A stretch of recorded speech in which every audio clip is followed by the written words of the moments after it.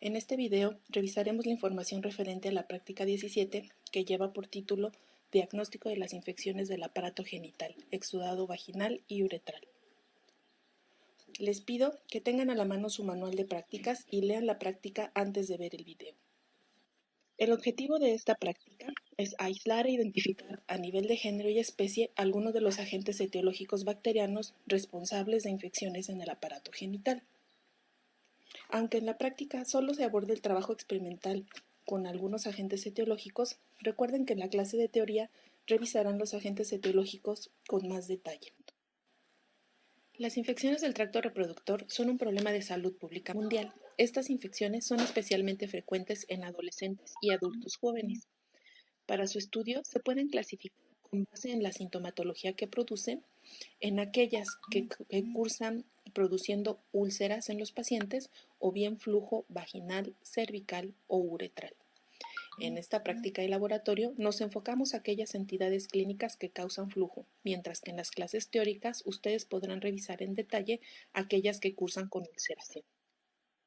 Una segunda clasificación, que también es útil para estudiar la infección genital, es la que ustedes pueden ver en este cuadro, y se basa en la vía de adquisición de la enfermedad. Desde este punto de vista tenemos a las infecciones endógenas, las infecciones transmitidas sexualmente y las infecciones iatrogénicas. Las infecciones endógenas son las que son causadas por bacterias comensales del huésped y que ante un estímulo externo sobrecrecen. El ejemplo clásico de este tipo de infección endógena es la vaginosis bacteriana, aunque algunos autores también consideran a la candidosis. Las infecciones de transmisión sexual, como su nombre lo indica, son aquellas que se transmiten sexualmente durante el encuentro sexual sin protección. Los ejemplos que podemos mencionar sobre infecciones de transmisión sexual son la gonorrea, la clamidiasis, la sífilis, el chancroide, el HIV, aunque esta no es bacteria, entre otras. Las infecciones iatrogénicas son aquellas que se causan al paciente mediante procedimientos médicos. El ejemplo clásico de esto podría ser durante la inserción de un dispositivo intrauterino. Con el fin de seguir acotando la información útil para esta práctica de laboratorio, debemos decir que nosotros nos enfocamos exclusivamente en el diagnóstico de las infecciones endógenas y de las infecciones de transmisión sexual de origen bacteriano, y dentro de estas últimas, solo las que cursan por secreción y que suelen diagnosticarse de rutina en un laboratorio clínico. La infección genital debido a bacterias y parásitos es curable y es muy frecuente. En este mapa se observan las estimaciones de la Organización Mundial de la Salud publicadas en el 2016.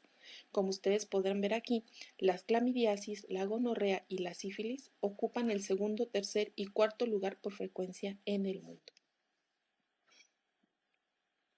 Los agentes etiológicos de los que vamos a hablar en las siguientes diapositivas incluyen los que están enlistados en esta imagen y que se encuentran aquí categorizados de acuerdo con el cuadro clínico que causan.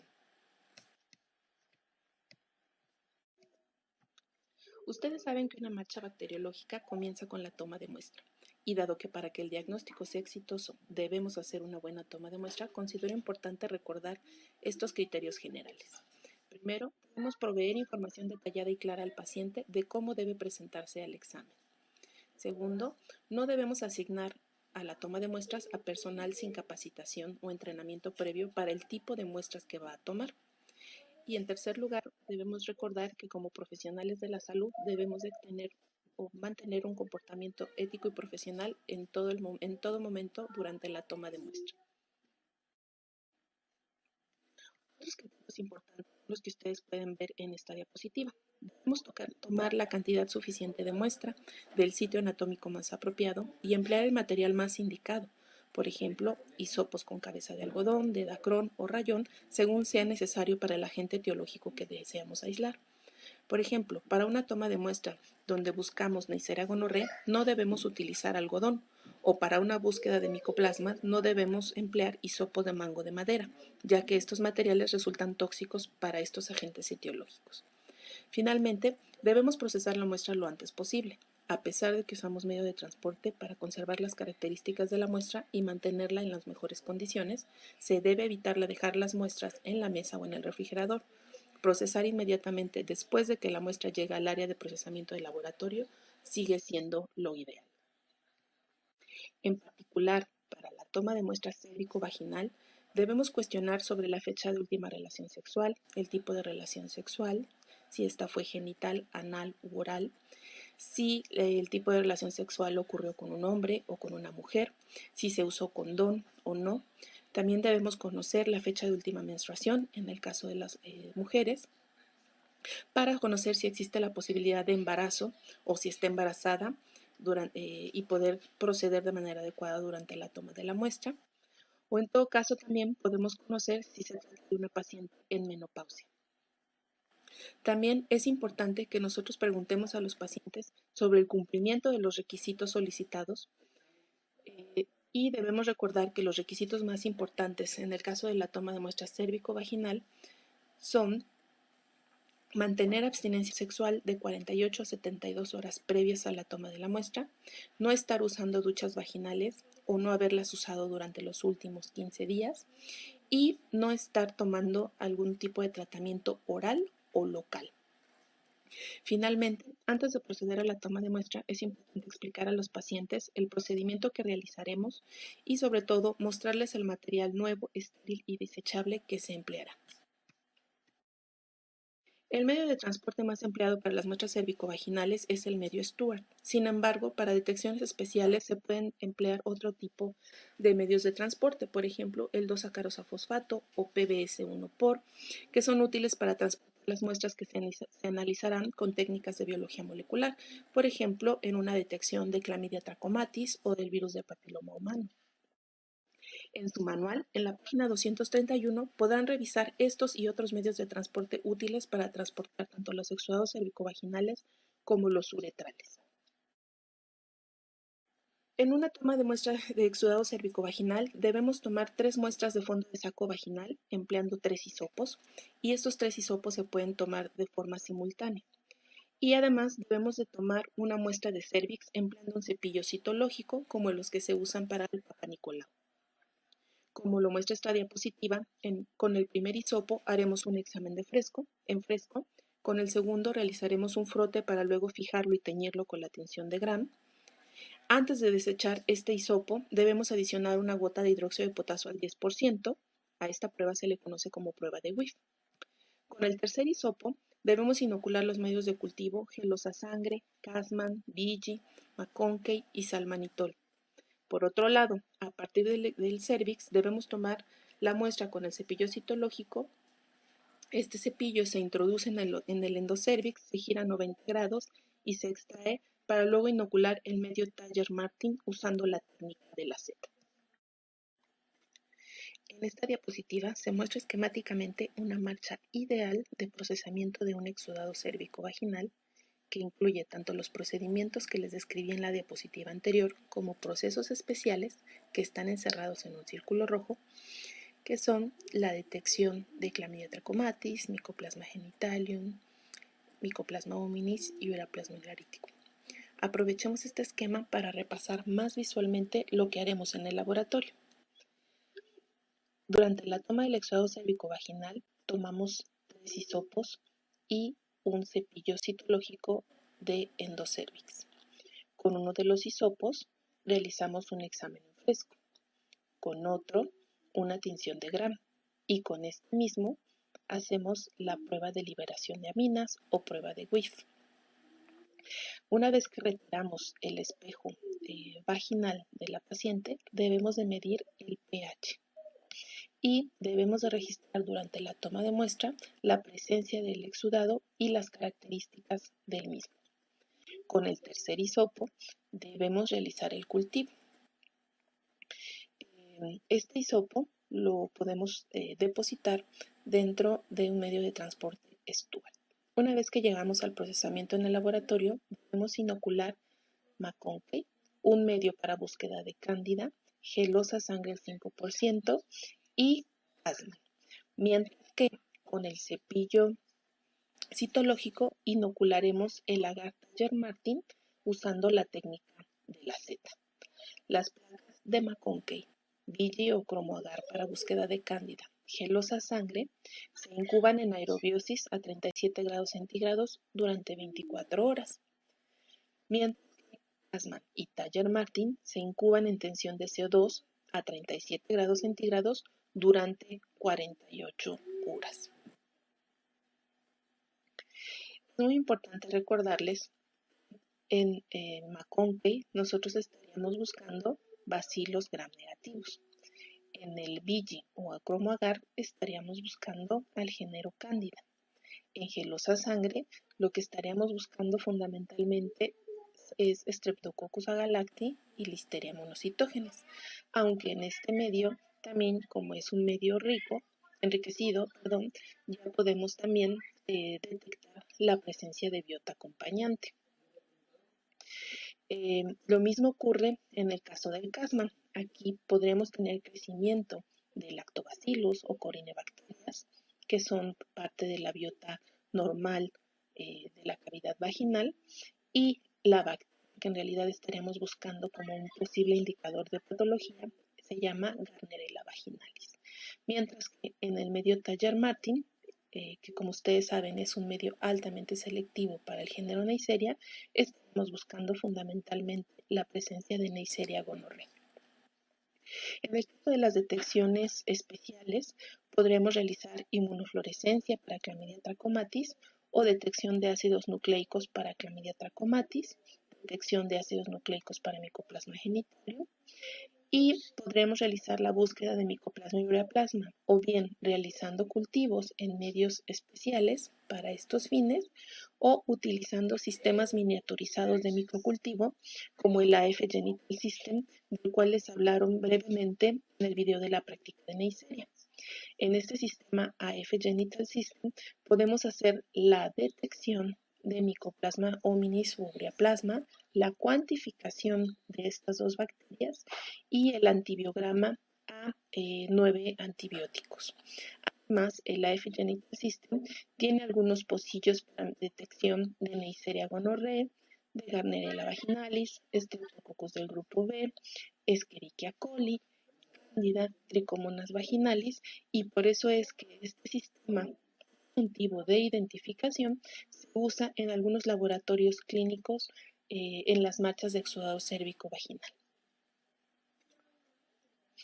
Bien, hemos hablado hasta ahora de que uno de los primeros procedimientos que debemos realizar es un examen en fresco. Este examen en fresco lo hacemos a partir del primer hisopo. Introdujimos en 0.5 mililitros de solución salina fisiológica. Es importante recordar que el examen en fresco tiene que hacerse inmediatamente porque el parásito Trichomonas vaginalis, que es una de las estructuras que nosotros podemos ver en este examen, después de cierto tiempo para de moverse. En ese momento nos cuesta muchísimo más trabajo hacer la determinación de su presencia. Para que ustedes aprendan cuáles son las estructuras que debemos de buscar durante este examen en fresco, deben ver por favor un video en YouTube. El video o la información con el link de este video está en su manual en la página 228.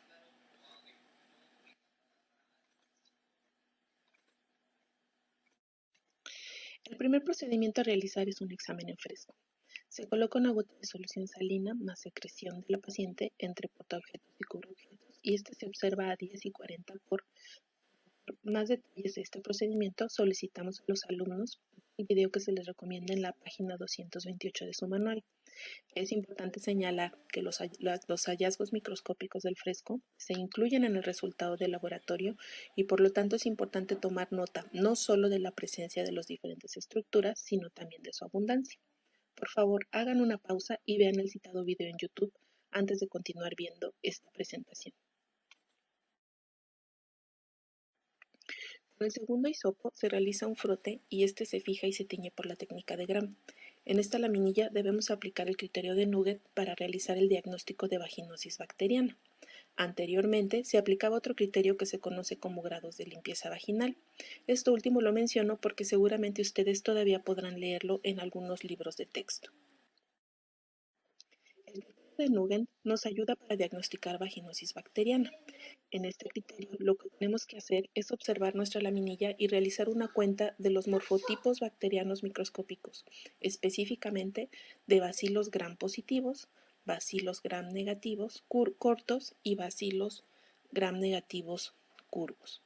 Una vez que realizamos la cuenta, usamos la tabla que tienen ustedes en pantalla para asignar un puntaje a la presencia de cada uno de estos morfotipos. Para ilustrar esto, hagamos los siguientes ejercicios. En el criterio de Nugent, un puntaje de 0 a 3 se toma como normal. Esto significa ausencia de vaginosis bacteriana. Un puntaje de 4 a 6 se denomina intermedio. Y esto significa que en esa secreción hay alteración de la biota normal, lo cual puede deberse a que apenas se está desarrollando una vaginosis bacteriana o bien a que la paciente se está recuperando de una vaginosis bacteriana. Finalmente, un puntaje de 7 a 10 es equivalente a vaginosis bacteriana. En la imagen A observamos un campo del microscopio a 100 por. En este campo observamos bacilos gram positivos abundantes. En este ejemplo asignaron 4 cruces.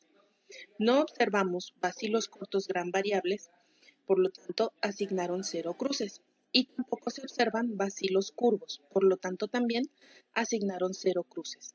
Una vez que tenemos la cuenta de estos 3 diferentes morfotipos, recurrimos nuevamente al cuadro del criterio de Nugent.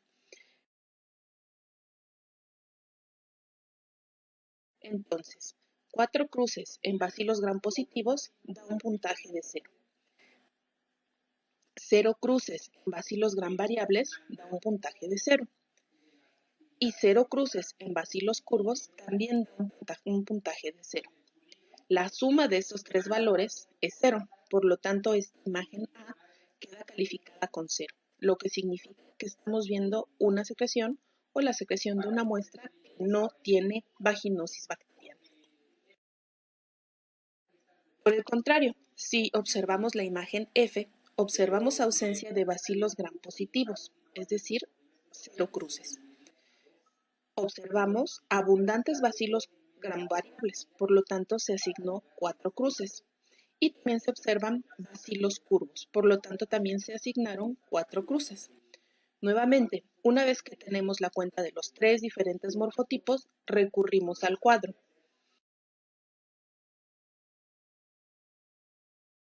Entonces, la ausencia de bacilos gram positivos, es decir, 0 cruces, da un puntaje de 4. 4 cruces de bacilos cortos gram variables dan un puntaje de 4. Y 4 cruces de bacilos curvos dan un puntaje de 2. La suma de los 3 valores, es decir, 4, 4 y 2, es 10. Por lo tanto, esta imagen F queda calificada con 10, lo que significa que estamos viendo una secreción o una muestra con vaginosis bacteriana. En la imagen D se asignaron 2 cruces a bacilos gram positivos, 4 cruces a bacilos cortos gram variables y 0 cruces de bacilos curvos. Nuevamente, una vez que tenemos la cuenta de los 3 diferentes morfotipos, recurrimos al cuadro. 2 cruces de bacilos gram positivos da un puntaje de 2. 4 cruces de bacilos cortos gram variables da un puntaje de 4. Y 0 cruces de bacilos curvos da un puntaje de 0. La suma de estos 3 valores es 6. Por lo tanto, la imagen D queda calificada con un 6, lo que significa que estamos viendo una muestra con biota normal alterada. En esta y en la siguiente diapositiva les dejo 2 imágenes para que practiquen el criterio de Nugent. Les animo a realizar este ejercicio.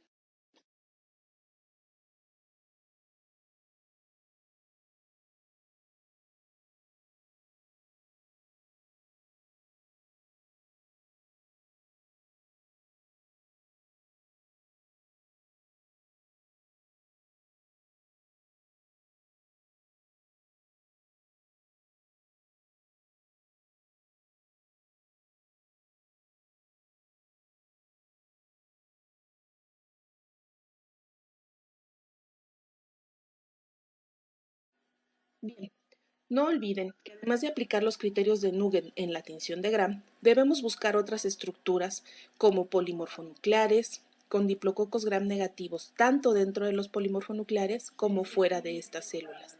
Además, podemos buscar pseudomicelio, levaduras gemando, y podemos observar otros morfotipos bacterianos que no contempla el criterio de Nugent, por ejemplo, cocos, difteroides, etc.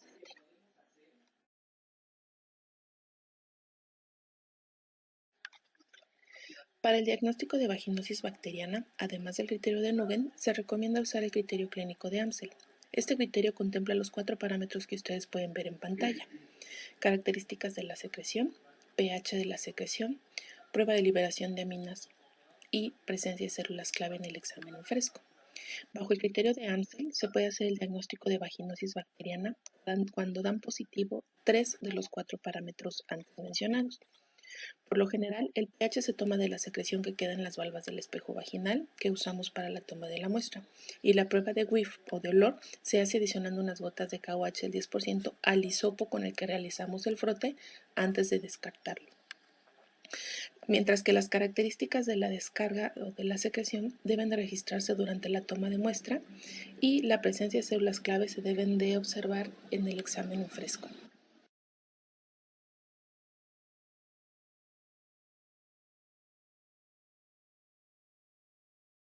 Como recordarán de la marcha bacteriológica, sembramos varios medios de cultivo. En esta práctica, el alumno debe integrar lo que ha visto en las prácticas descriptivas y además deberá ahora aprender a identificar a Gardnerella vaginalis. El diagrama general de trabajo para esta práctica lo encontrarán en la página 229 de su manual de laboratorio. En la imagen en pantalla vemos la primera parte de este diagrama. Este resume la marcha bacteriológica de trabajo. Por ejemplo, la gelosa Thayer Martin, que se incubó en microaerofilia a 37 grados centígrados durante 48 horas, el alumno debe buscar la morfología colonial característica de Neisseria gonorrhoeae. Si la encuentra, debería realizar frote, oxidasa y catalasa. De encontrar diplococos gram negativos, oxidasa positivos, catalasa positivos, deberá proceder a montar las pruebas bioquímicas correspondientes, que, como recordarán, consisten en los carbohidratos glucosa, lactosa, maltosa y sacarosa en bases CTA adicionados de suero. Neisseria gonorrhoeae da positivo exclusivamente para la utilización de glucosa. Por su parte, en el medio Kasman debemos buscar las colonias características de Gardnerella vaginalis, las cuales se describen como gotas de rocío. Se trata de colonias pequeñas, translúcidas, y a estas colonias sospechosas se les debería realizar frote, oxidasa y catalasa. De encontrar bacilos cortos gram variables, oxidasa y catalasa negativos, entonces sería importante montar rafinosa y almidón en bases CTA, así como hidrólisis de hipurato. Es importante que recuerden que el medio Kasman es un medio enriquecido, por lo que además de la posible morfología colonial característica de Gardnerella vaginalis, encontrarán crecimiento de microbiota normal y transitoria. Por lo que es fundamental hacer un buen aislado de colonias para que la microbiota no enmascare las colonias pequeñas de Gardnerella vaginalis.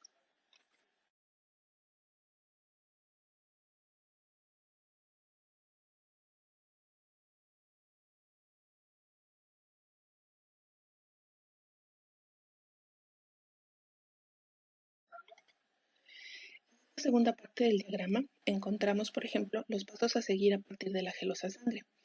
Es muy importante recordar que en este medio de cultivo también encontraremos crecimiento de microbiota acompañante, pero debemos enfocarnos en buscar colonias características de Listeria monocitógenes y Streptococcus agalacti. Es decir, en este medio debemos identificar colonias con beta-hemólisis discreta alrededor y a partir de estas colonias comenzar la marcha de trabajo.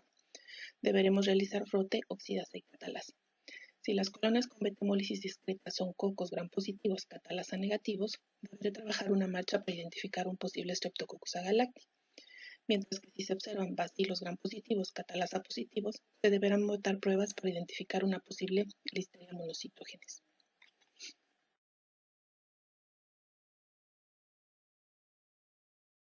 En la tercera parte del diagrama se nos indica que para la búsqueda de cándida se puede usar o bien medio Vg o gelosa cromogénica. Vg significa bismuth, glucose, glycine G-Stagar, se trata de un medio sólido, diferencial y selectivo. El objetivo de este medio de cultivo es el aislamiento y diferenciación de las especies de Cándida a partir de muestras clínicas.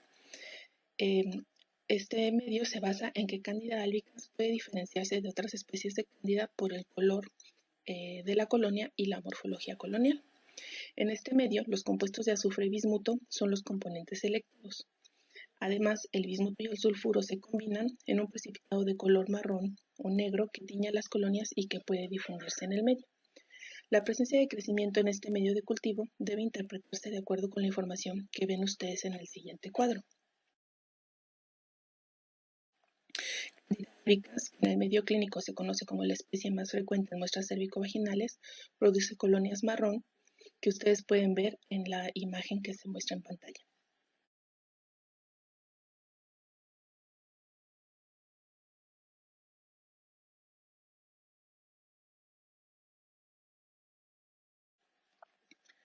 Otro fundamento que quizá no han revisado es el fundamento del medio Thayer-Martin.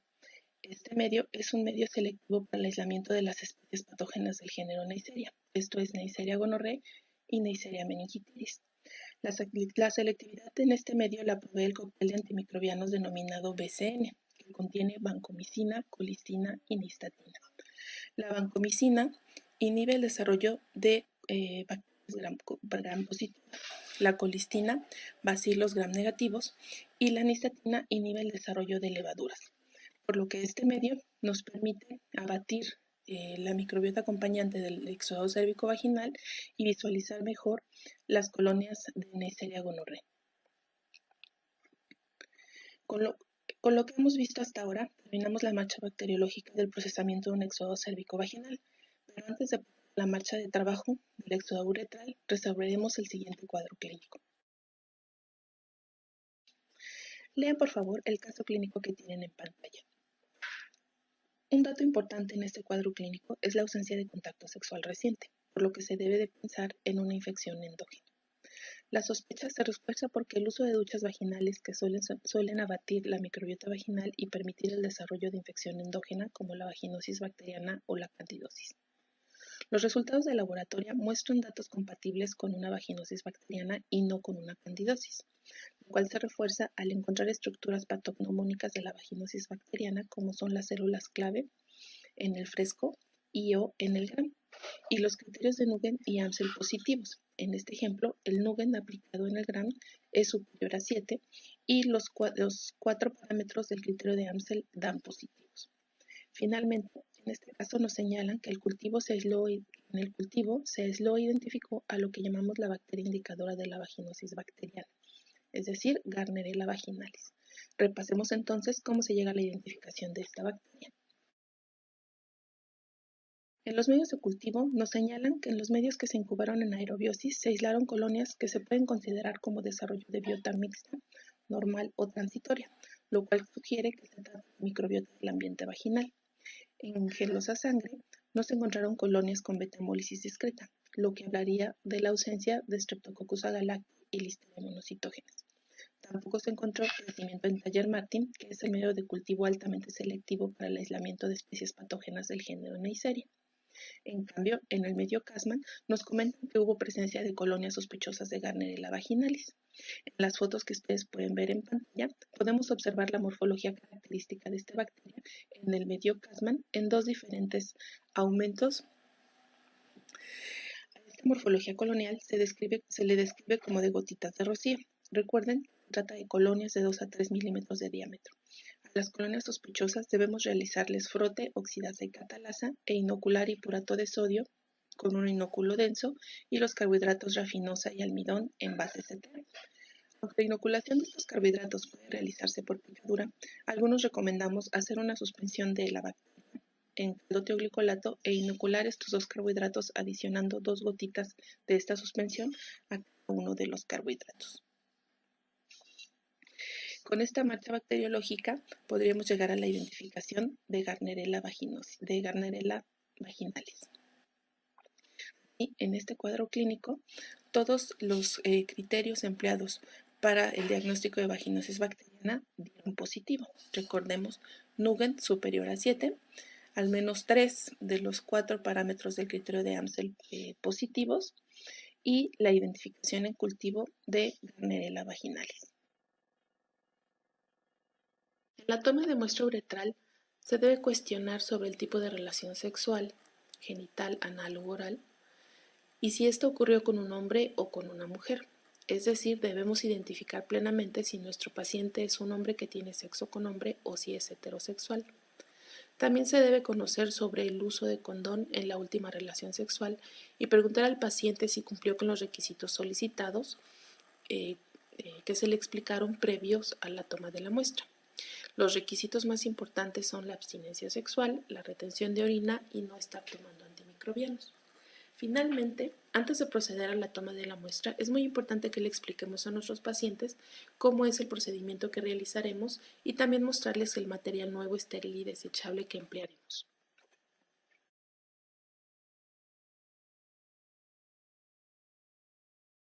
El paciente al que tomaremos la muestra debe por lo menos haber retenido la orina por 2 horas. Si se trata de pacientes que no están circuncidados, se recomienda que el paciente retraiga el prepucio y que el analista realice una limpieza del pene con una gasa impregnada de agua estéril. Además, si el paciente tiene exudado abundante, se debe limpiar el exudado que emerge antes de introducir el primer hisopo uretral. Es recomendable que sea el propio paciente quien tome el pene y lo mantenga recto mientras el analista solo introduce el hisopo uretral. Este se introduce de 2 a 3 centímetros en la uretra distal, se rota 90 grados y se deja absorber durante 10 segundos antes de retirarlo. Este procedimiento debe realizarse 3 veces.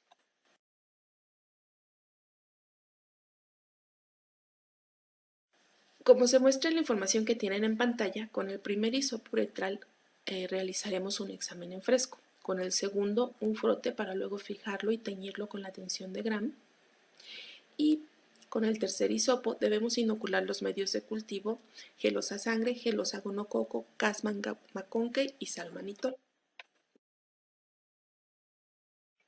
En esta diapositiva se muestra esquemáticamente una marcha ideal del procedimiento de exudado uretral.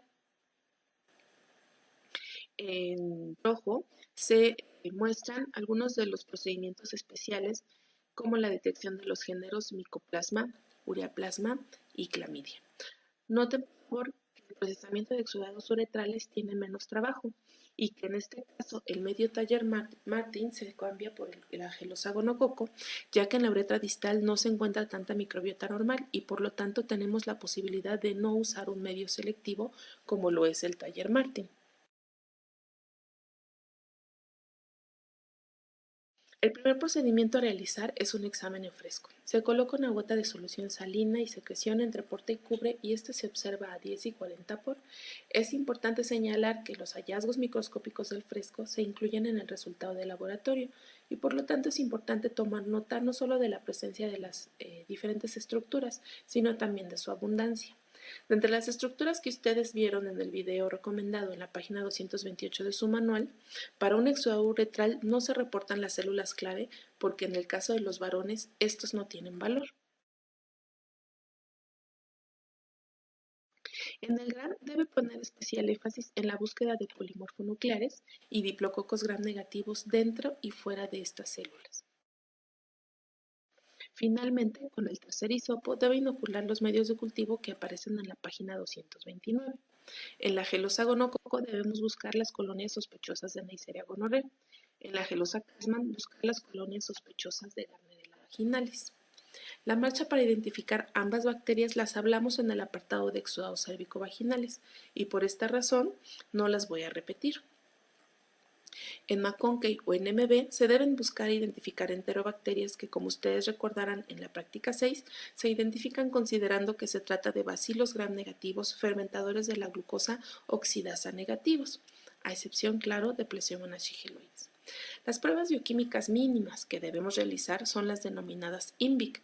Esto significa indol, rojo de metilo, Boges Proskauer y citrato de Simmons. Y de forma ideal deberá sembrar TCI, LIA, MIO, citrato de Simmons y MRBP. Por supuesto, sin olvidar tomar nota de si su bacilo gram negativo oxidasa negativo utiliza o no la lactosa presente en el medio selectivo y diferencial que ha inoculado, es decir, McConkey o MB.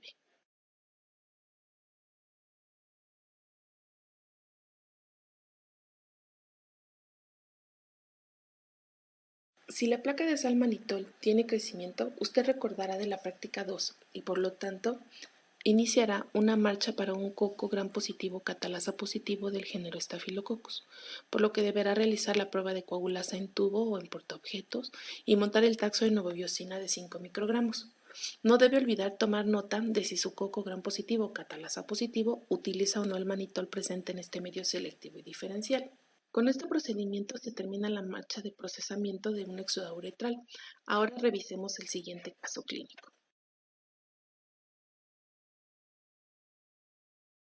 Lean por favor el caso clínico que tienen en pantalla. Un dato importante en este caso clínico es la práctica sexual, la ausencia de protección de barrera y por supuesto la sintomatología, por lo que se debe pensar en una infección de transmisión sexual. Considere que durante el procesamiento se observaron más de 10 polimorfonucleares por campo del microscopio y que hubo crecimiento en los medios que usted ve en pantalla. ¿De qué sospecharía? ¿Qué marchas de trabajo realizaría?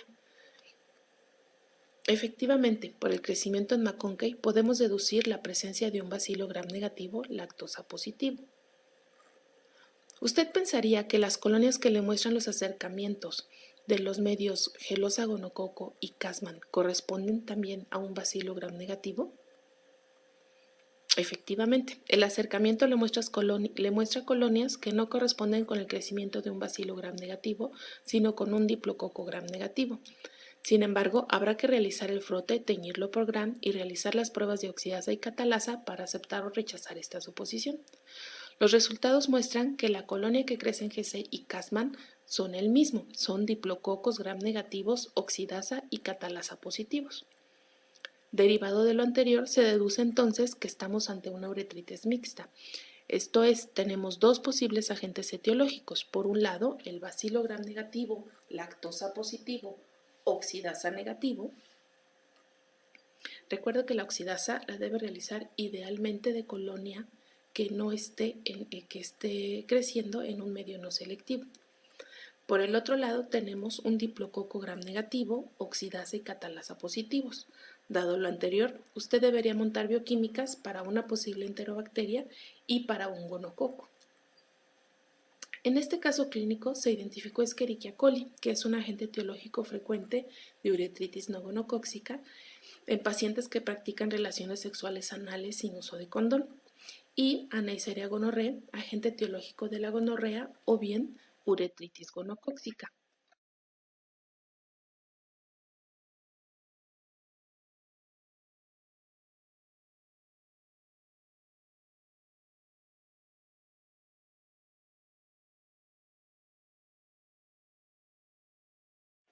Recordemos cuál sería la marcha bacteriológica para poder identificar estos agentes etiológicos.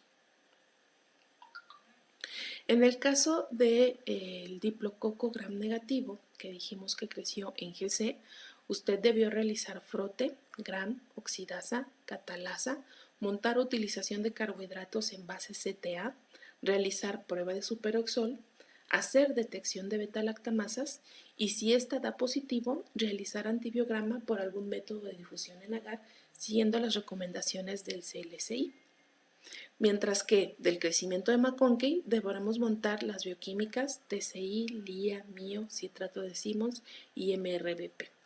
No omitió mencionar que aunque la inoculación de estos carbohidratos en base CTA puede realizarse por picadura, algunos recomendamos hacer una suspensión de la bacteria en caldo tioglicolato e inocular estos carbohidratos adicionando 2 gotitas de esta suspensión. Por todo lo anteriormente descrito, acordamos entonces que el diagnóstico de este caso clínico es una uretritis mixta. Con esta imagen terminamos la explicación de la práctica de exudados cervicovaginales y uretrales. Como verán, en esta práctica realizamos un ejercicio de integración del conocimiento adquirido en las prácticas demostrativas y además debemos aprender a enfocarnos en la búsqueda del posible patógeno y distinguirlo muy claramente de la microbiota normal o transitoria. En las siguientes dos pantallas les explicaré la actividad de reforzamiento.